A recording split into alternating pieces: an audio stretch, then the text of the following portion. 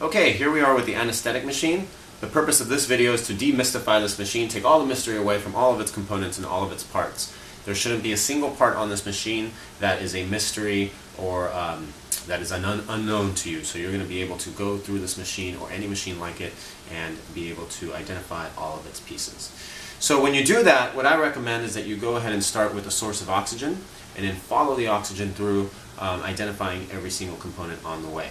In this case we have E tanks. E is for emergency, and these are portable tanks. Then there's also H tanks, which H is for huge. Those are usually in the back of the building, connected to a network of green tubing that then comes down from the ceilings in each of the rooms of the hospital.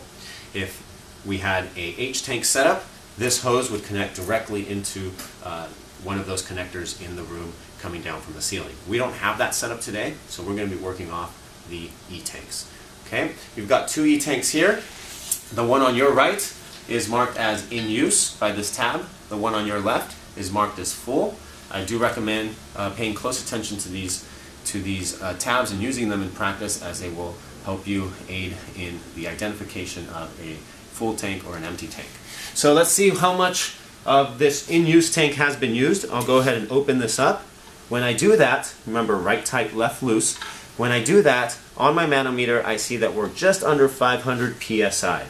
So that is telling me that I have just enough oxygen here to perform a small procedures like a cat neuter or maybe even a dog neuter if I'm working with a fast veterinarian. However, if I anticipate a longer spay, for example, or an exploratory laparotomy, then I may want to make sure that I switch this tank out, so I'm not switching it in the middle of my procedure. That's going to be up to you as a practice manager or up to your practice manager. Okay? In my case, I want to make sure that I have enough, so I'm going to close this one out, and I'm going to change this from in use to empty. And what I would do is I would go ahead and tear off this tab here, and by tearing that off I would leave it as just empty, just like that. Okay?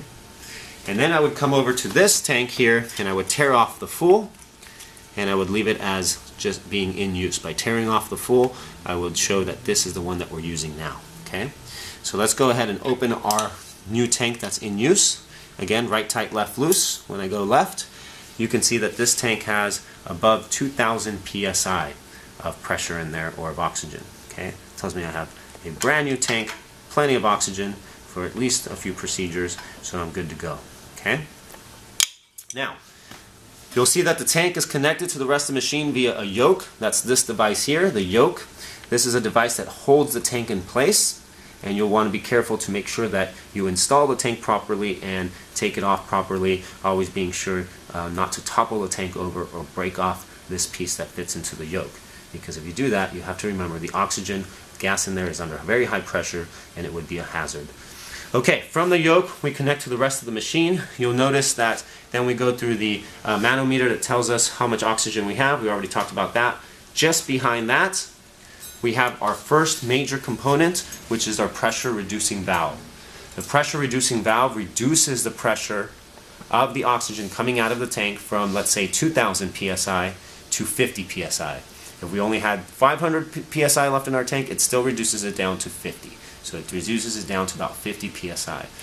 Because the pressure that's coming out of here at 2,000 psi would blow away most of the components of our machine. It's too much pressure. We have to reduce it via the pressure reducing valve to a usable level, and that's what that does. Once we get it down to about 50 psi, we continue through this green hose and it enters our flow meter. So this is our flow meter right here, shown here in this component. A couple things can happen at our flow meter. One, we can set the flow of oxygen to our vaporizer. In this flow meter, anywhere from 0 to about 4.5. Okay? This one is set to about 0 to 4.5 liters per minute. Now notice, I know I can read my flow meter via that little ball that's in there, and I read the flow meter by where we are in the center of the ball. So right there I am at 2 liters of oxygen per minute. This is not 2 liters, and this is not 2 liters. Center of the ball is 2 liters. Okay? One thing about using this dial on the flow meter is that you don't have to crank it. You can open it gently and you get a change in the reading. You can also close it And as soon as I hit 0, that's it, I'm at 0. I don't have to crank this shut, okay, like you do some of the other devices like the yoke. You don't have to do that with this because you know that you don't have any flow of oxygen because you can see that on the dial, okay? So be careful, this is a fragile dial. So that's one thing that can happen. I can set my oxygen to my vaporizer. The other thing that can happen here is that I can bypass my vaporizer completely via the O2 flush button, okay? That's this button here, okay? You hear the oxygen flushing past the vaporizer and directly into the breathing circuit, which we're going to talk about in a second. One thing to keep in mind, you hear the oxygen going. It sounds like it's going at a high flow because it in fact indeed is. Remember, all we've reduced down to is about 50 psi. When I push this, I am sending that pressure of oxygen at around 50, maybe a little bit less psi to the rest of the system, to the breathing circuit. I got to keep that in mind. If I continue through my flow meter, and we'll talk about the vaporizer in a little bit, but if I continue through my flow meter, I will reduce my 50 psi oxygen down to about 12 to 15 psi. Okay? When I use the O2 flush, that doesn't happen. So I have to keep that in mind. Okay? But let's go ahead and continue through the flow meter. So if I go up to the top of the flow meter and out the back, I go through this hose here.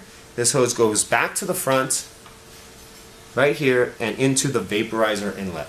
Now I went through the flow meter, so this oxygen is coming in at 12 psi. I've reduced it down to 12 psi.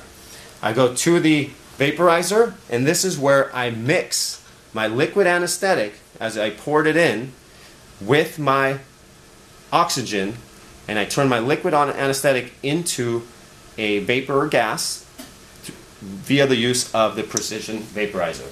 Remember what we talked about in lecture? The precision vaporizer is a specialized device calibrated to be used specific to a certain machine, and it's specific to that, to a certain gas, and it's specific to that gas's vapor pressure. Okay? The reason we can't just use the gas without a vaporizer is because the vapor pressure would cause that gas to equilibrate at very high levels. We would have a 33, 50% anesthetic gas and oxygen mixture, and that would not be clinically usable. So the primary function of the vaporizer is to dilute the anesthetic gas to a clinically usable level by converting it from a liquid to a gas and mixing it with oxygen.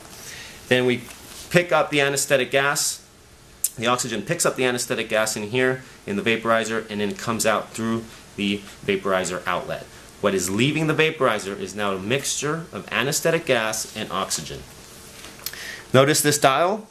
I can set how much anesthetic gas leaves the outlet via this dial, and these are my different percentages. So for isoflurane, which is what this vaporizer is for, it has 1, 2, 3, up to 5% of what leaves the vaporizer can be anesthetic gas. So as I take that through here, my outlet then comes up through here and into my inspiratory, my one-way unidirectional inspiratory valve. Okay? Now you'll notice back here as well, while we're back here, we're going to talk about the O2 bypass. So you notice here we have a little Y connector, and there's another circuit that's coming into this. The reason there's another circuit that's coming into this is because if you remember, that was our O2 bypass. When I press this button, what I'm doing is I'm sending oxygen, bypassing the flow meter, bypassing the vaporizer, and sending oxygen from this green hose directly into this hose and up into the inspiratory one-way unidirectional